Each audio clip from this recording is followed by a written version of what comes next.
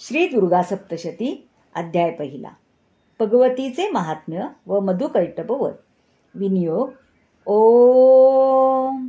या प्रथम चरित्राचा ब्रह्मदेव हा ऋषी आहे, महाकाली ही देवता आहे, गायत्री हा छंद आहे, नंदा ही शक्ती आहे, रक्तदंतिका हे बीज आहे, अग्नितत्व हे तत्व आहे आणि ऋग्वेद हे स्वरूप आहे.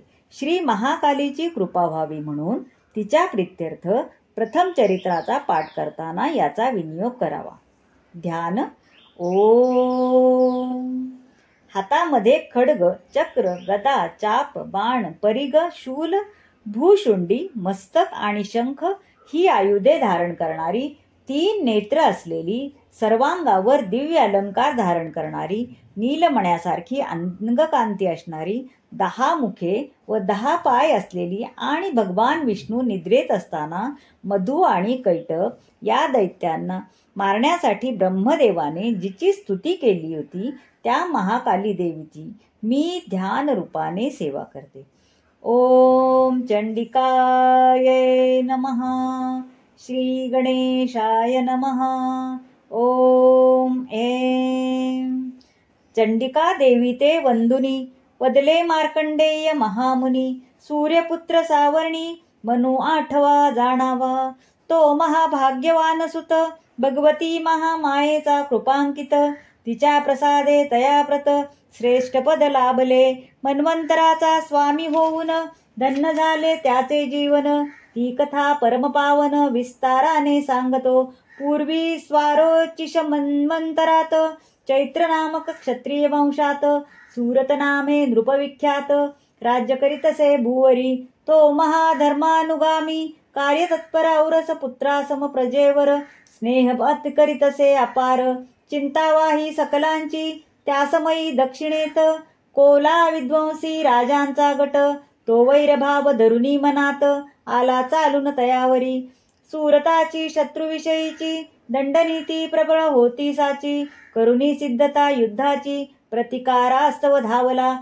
त्या प्रखर संग्रात, पराक्रमाची केली शर्त, तरीही झाला पराभूत, स्नेहा मोठी असूनही, अपार मनुष्य हानी झाली, तेणे चित्ती निराशा आली, रणत्यागुनिया त्यावेळी नगरा माझी परतला, तेणे वैर्याचे फावले, त्यांनी वारंवार आक्रमण केले, त्याचे समस्त राज्य हरिले, उरला राजा प्रांताचा, त्याचे सामर्थ्यहीन पाहून अमात्यांचे फिरले मन, त्यांनी शत्रूशी हात मिळवून रचिले कारस्थानासी, मग एके दिनी सगळे त्याच्या विरुद्ध उभे ठाकले, सैन्यकोश ताब्यात घेतले, तेणे निष्प्रभ तो झाला, तधी सत्ताहीन राजा सूरथ, अश्वपृष्ठी आरूढ होत, मृगयेचे करुणी निमित्त, गेला घोर वनांतरी, तेथ मेधा नामक मुनिश्रेष्ठ, निज आश्रमी होता राहत, त्याचे शिष्य शांत प्रवृत्त, होते भग्न अध्ययनी, त्या रमणीय स्थानात, वैरभाव टाकुनी समस्त, वन्य पशुही विहार करीत, हेच मोठे आश्चर्य, ते पाहुनी नृपापत, परमसंतोष वाटत, तपस्व्यासी घेऊनी भेट, वंदिले आदरे, त्यानेही उत्तम स्वागत करून, पुसले कुशल वर्तमान, जाणून त्याचे दुःख महान, केले सांत्वन त्या समयी, मग राजा गुप्त रूपात, राहिला त्याचा आश्रमात, सदा उद्विग्न त्याचे चित्त, गतवैभव स्मरतसे, म्हणतसे काय विपरीत घडले, माझे समस्त राज्य गेले, सुदैव रुचले दुर्दिन आले, काय अर्थ या जगण्यात, ज्याते ब्राह्मण मान देत, तोच भूपती हा विख्यात, आज पौरुष्यहीन होत, राहत आहे काननी, पूर्वी माझ्या पूर्वजांनी, ज्याते रक्षले क्षणोक्षणी, तेच नगर माझ्या वाचुनी, झाले पोरके खरोखर, आज अशा परिस्थितीत, काय घडत असेल तेथ, त्याचे रक्षण पालन नीट होत असेल का या समयी, माझे दुराचारी सेवक, त्याते नाही धर्मविवेक, त्यांच्याविषयी काही एक, विश्वास नुरला मज लागी, माझा मनोन्मत गजराज, त्याते होती मोठी समज, तोही शत्रूंच्या अधीनाज, त्यांची चिंता वाटते, पूर्वी माझा अनुग्रह घेऊन, मिळावे धन आणि भोजन, याच कारणे असंख्य जन येत होते मजपाशी, ते माझे मन राखण्यात, नित्य धन्यता होते मानित, तेचा आज अनुनय करीत असतील शत्रू पक्षाचा, दुष्ट अपव्ययी अमात्यांकडून वाटेल तसा खर्च होऊन, माझा द्रव्यकोश संपन्न असेल रिता या समयी, अशा प्रकारे तो राजपुरुष व्यथाधीन अहर्निश भविष्य चिंता सतबी तयास काय करावे समजेना. इकडे तिकडे हिंडून करू लागला कालक्रमण. ऐसे लोटले बहुत दिन आश्रमस्थानी राहुनिया. कालांतरे एके दिवशी कोणी वैश्य पडला दृष्टीसी. पाहुनी त्याच्या म्लान मुद्रेसी केली पृच्छा नृपवरे. बदला तू कोणाचा कोण देई परिचय संपूर्ण. काय हे तू मनी धरून केले आगमन सांगावे. ऐसे काय घडले सदया म्हणून मुखावरी शोकछाया. विनमनस्कता मलिनकाया बधीरचित झालासी. ऐकून त्या वचनासी संतोष वाटला पथिकासी. वदला महाराज मजसी समाधी वैश्य म्हणतात. मी श्रीमान कुलोत्पन्न होतो प्रतिष्ठा संपन्न. पणदारा पुत्रांनी मिळून सद्य स्थिती दाखविली. त्यांनी दुष्टपणा करून केले समस्त धनहरण. आणि माझा त्याग करून घराबाहेर काढले. म्हणून या समयी पाही माझ्यापाशी नुरले काही. द्रव्य संपत्ती आप्त सर्वही दुरावले मजलागी. याच कारणे दुःखी होऊन मी वना माझी आलो जाण. येथ परिवाराचे वर्तमान कळत नाही मजलागी. तैसेच स्वजनही सुखानंदात आहेत की शोक चिंतेत. पुत्रही कैसे असतील वर्तत चिंता मोठी लागली. तेने व्याकुळ मी व्यथित काय करावे या संभ्रमात. याच कारणे माझ्या मनात वैषम्य हे दाटले. तदी दयाचे वचन ऐकून नृप आश्चर्य करी मनोमन. बदला ज्यांनी धन घेऊन केले निष्कासित तुला. त्या पत्नी पुत्राच्या बाबतीत अजूनही तुझ्या मनात एवढी आसक्ती कशी सांग व्रत. कळत नाही मजलागी. वैश्य म्हणाला तुम्ही येथ जे काही म्हणालात ते अगदी योग्य निश्चित नसे वावगे त्या माझी. ज्या माझ्या पुत्रांनी स्नेहात तिलांजली देऊनी मजसवे कपट करुनी लुटिले सर्व धनद्रव्य. आणि पत्नीसह बांधवांनी आपुलिकीचा त्याग करुनी दुष्टपणे धिक्कारुनी घराबाहेर काढिले. अशा प्रकारे ज्यांच्या हृदयात माझ्याविषयी यत्किंचित नाही आदरभाव नांदत नाही दया आर्द्रता. तरीही तयांची मजप्रत ओढ वाटत आहे सतत. आप्तविरहाने मी व्यतीत शोक करतो प्रत्यही. त्यांच्याविषयी माझ्या मनात निष्ठुरताच नाही येत. ते कसे एवढे मायासक्त नच उमगते मजलागी. ही माझी मनोव्यथा तुम्हा विदित केली आता. मी आगतिक आहे पुरता. या मोह ममतेने सर्व काही कळत असूनही मन निवृत्त होत नाही. या जीवाची घालमेलही कोण निवारील नचकळे. मार्कंडेय म्हणाले विप्रवर्या या मनोवस्थेचे सदया रहस्य जाणून घ्यावया. गेले दोघे आश्रमी राजा वैश्य उभयतांनी मेधाग्निते वंदन करुनी. तया आज्ञे उपविष्ट होऊनी केला वार्ता लापतो. सुरत वदला भगवान माझी या चित्ती विलक्षण. संभ्रम झालासे उत्पन्न निवारावे त्या लागी. मी राज्यभ्रष्ट असूनही गतवैभवाविषयी माझ्या मनात आजही ममत्व आहे कायमपा. ते माझे राहिले नाही हे जाणत असूनही मी अज्ञमुडा समपाही दुःख करीतो क्षणोक्षणी. अशा प्रकारे माझे चित्त सतत त्याच चिंतनात. ते स्वाधीनच नाही होत काय करू मी सांगावे. हा वैश्यही आपल्या घरून आलासे अपमानित होऊन त्याच्या पती पुत्रांनी मिळून निष्कासित केले. या स्वजनांनी त्याग केला भृत्याधिकांनीही टाकिला. तरीही याला प्रेम उवाळा त्यांच्याविषयी आहे हा.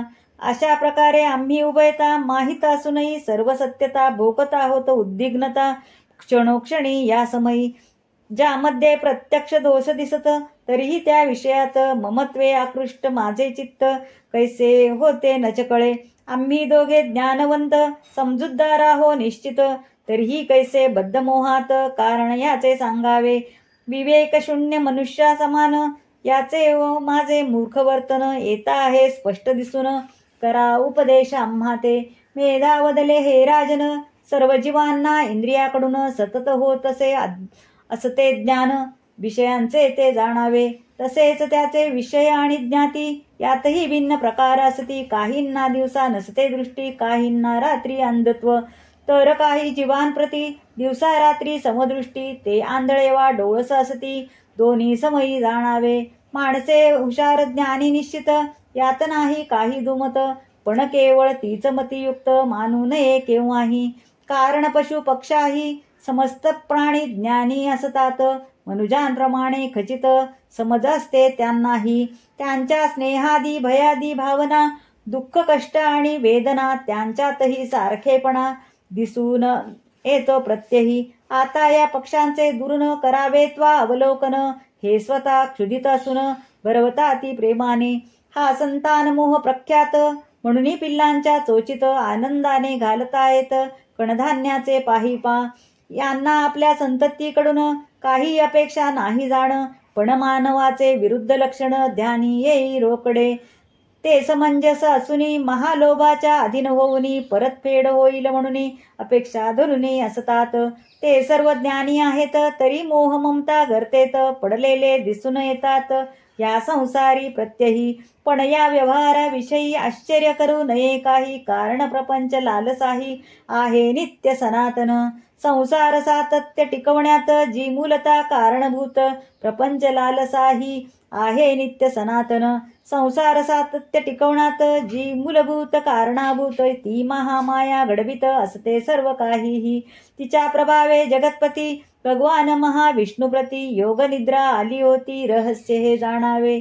ती हरीचीच महान माया, योग निद्रा रूपशक्ती सदया, तिच्यामुळेच विश्वाला या आहे ग्रासले मोहाने. ती देवी भगवती पाही, ज्ञानी माणसाचे चित्तही बळे आकर्षुनी लवलाही, मोहाधीन करीते त्या. हे चराचर विश्व समस्त याते तीच उत्पन्न करीत, होता संपन्न मनुजांप्रत. देते वरदान मोक्षाचे, ती मुक्तिदायक सनातन. ब्रह्मविद्या परमपावन, ईश्वरांची अधीश्वरी असून निर्मिते भवबंधने. ते निरूपण ऐकून राजा वदला भगवान, जिला महामाया म्हणता आपण. कोण आहे देवी ती, कशी झाली तिची उत्पत्ती, कोणते कार्य करीते ती, प्रभाव स्वरूप सामर्थ्य किती, अवतारही सांगावे. तुम्ही विप्रतपोनिष्ठ ब्रह्मवेत्यान माझी श्रेष्ठ, तिचे संपूर्ण उत्तम चरित कथन करावे मजलागी. ऋषी वदले हे राया, वास्तविक ती महामाया अद्यंतरहित म्हणून या नित्य प्रतिष्ठित जाणावी. हे विराट विश्व समस्त तिचेच रूप आहे निश्चित, तीच अंतर्बाह्य व्याप्त निज प्रभावे चराचरी. कारण परत्वे तिचे प्रकटन अनेक प्रकार होते जाण, ते सर्वही माझ्याकडून करी श्रवणवा नृपवरा. की देवांच्या कार्यासाठी होते अविर्भूत जगती, तैय जन्मा असुनी तिच प्रती उत्पन्न झाली म्हणतात.